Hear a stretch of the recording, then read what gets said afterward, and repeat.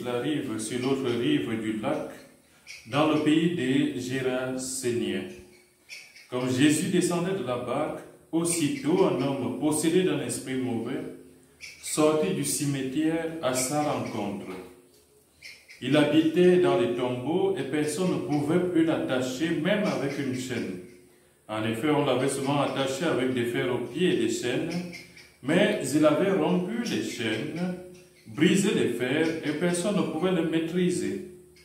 Sans arrêt, nuit et jour, il était parmi les tombeaux et sur les collines, à crier et à se blesser avec des pierres. Voyant Jésus de loin, il a couru, se prosterna devant lui et cria de toutes ses forces, « Que me veux-tu, Jésus, Fils du Dieu très haut? Je t'adjure par Dieu, ne me fais pas souffrir. » Jésus lui disait, en effet, « Esprit mauvais, sors de cet homme. » Et lui demandait, « Quel est ton nom ?» L'homme lui répond, « Je m'appelle Légion, car nous sommes beaucoup. » Et il suppliait Jésus avec insistance de ne pas les chasser en dehors du pays.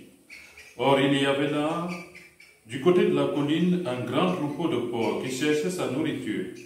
Alors les esprits mauvais supplièrent Jésus, « Envoie-nous vers ces porcs et nous entrerons en eux. » Il le leur permit. Alors il sortit de l'homme et entrait dans les porcs. Du haut de la falaise, le troupeau se précipita dans la mer. Il y avait environ 2000 porcs et ils s'étouffaient dans la mer. Ceux qui les gardaient prirent la fuite. Ils annoncèrent la nouvelle dans la ville et dans la campagne, et les gens vinrent voir ce qui s'était passé.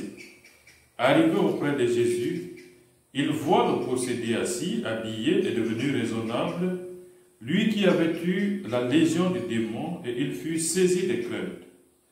Les témoins leur racontèrent l'aventure du possédé et l'affaire des porcs. Alors ils se mirent à supplier Jésus de partir de leur région. Comme Jésus remontait dans la barque, le possédé le suppliait de pouvoir être avec lui. Il n'y consentit pas, mais il lui dit, « Rentre chez toi auprès des tiens, annonce-leur tout ce que le Seigneur a fait pour toi dans sa miséricorde. » Alors cet homme s'en alla. Il se mit à proclamer dans la région de la Décapole tout ce que Jésus avait fait pour lui, et tout le monde était dans l'admiration. Acclamons la parole de Dieu. Frères et sœurs, au-delà de toute la narration que nous fait saint Marc de cet épisode, de cette rencontre de Jésus avec le possédé qui habite au milieu des tombeaux, la leçon qui ressort de cet évangile, c'est une grande leçon, non seulement de foi, mais aussi de confiance en Dieu. Croire en Jésus nous libère de tout péché. Croire en Jésus, la foi en Christ, nous guérit. Cette foi guérit notre âme, elle guérit également notre corps. La confiance en Dieu chasse loin de nous tous les démons qui peuvent nous envahir. La force de la foi se manifeste dans la lettre aux Hébreux. La lettre aux Hébreux qui nous parle de la foi et qui fait l'éloge de tous ceux qui ont fait confiance en Dieu, qui ont espéré en Dieu jusqu'au bout. L'auteur de l'Épître aux Hébreux se pose la question de savoir comment décrire tous ces hommes et ces femmes qui ont tant fait confiance en Dieu. Il rappelle les figures mémorables comme Jephthé, comme Abraham, comme Moïse, comme Sarah, comme la veuve de Sarepta. Tous ces gens qui ont fait confiance en Dieu et que le Seigneur n'a jamais oublié. Certains d'entre eux ont fait tomber des murs de la haine. Certains d'entre eux ont vaincu des animaux féroces. Certains d'entre eux, et certaines, alors qu'ils n'espéraient plus avoir, par exemple, des enfants, ont eu des enfants. la veuve de Sarepta, alors qu'elle voyait son enfant mourir entre ses bras, a vu au nom de la foi en Dieu, a vu son enfant passer de la mort à la vie.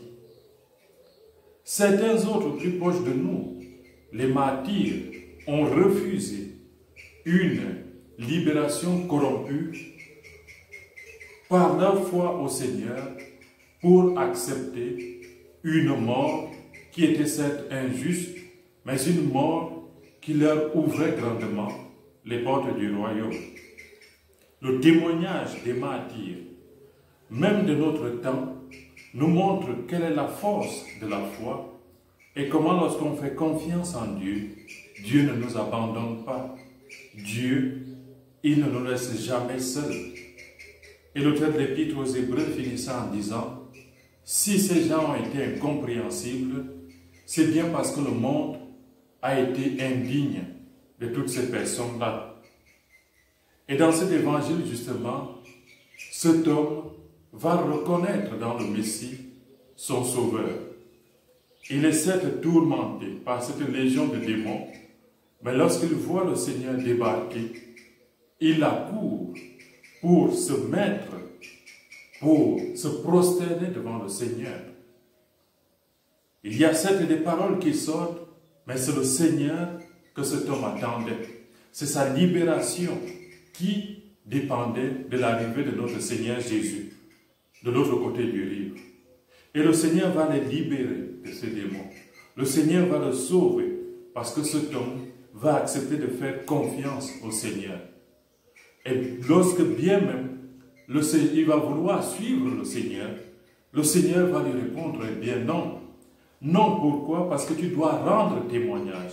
Tu dois rendre témoignage auprès des tiens. Annonce-leur tout ce que le Seigneur a fait pour toi dans sa miséricorde. Reste chez toi, annonce au Seigneur les merveilles. Annonce à tes frères les merveilles que le Seigneur a faites dans ta vie. Frères et sœurs, nous aussi d'une manière ou d'une autre, malgré les tumultes, malgré les épreuves que nous avons eu à traverser ou que nous traversons, n'oublions pas les merveilles de Dieu dans nos vies respectives. N'oublions pas ce que le Seigneur fait pour nous chaque jour. Et si nous avons encore du mal à suivre résolument le Seigneur, revenons pour faire confiance en Dieu. Retournons-nous vers le Christ pour lui faire confiance et lui demander de nous guérir, lui demander de nous libérer, lui demander de nous accorder la paix et la joie du cœur. Oui, frères et sœurs, c'est en lui que se trouve notre libération. C'est dans le Christ que se trouve notre véritable paix et notre véritable joie. Loué soit Jésus-Christ. Oh, we lift our voice and sing.